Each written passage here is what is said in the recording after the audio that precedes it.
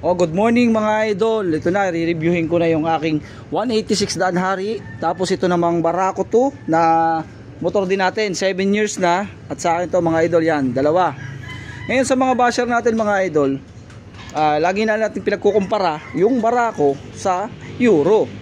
Siyempre mga idol, alam nyo naman na siyempre astig talaga ang Barako kasi since ito ay lumabas, ito na ang pinakamalakas na motor sa lahat dahil ito ay gawa ng Japan. Unang-una, yung unang Barako ay gawa ng Japan. Yung ngayon, ay bahala na kayo mag-comment. Ano? Matibay, lahat andito na sa Kawasaki Barako. Malakas, 4-speed, malakas sa ahon, swabe ang batak. Yan. Mayanig. Dito naman tayo sa Euro. Itong Euro, sinasabi nila, China. Taiwan Motors po ang Euro daan hari. Alright. Ito po ay 5-speed. Ano ba ang kanyang kahinaan? Malakas din ito mga idol kasi po 186 at napakalakas ng stroke niya dahil ang piston 63. Kumpara dito, mas malaki ang piston. Mas malaki ang piston nito kaya malakas din mga idol.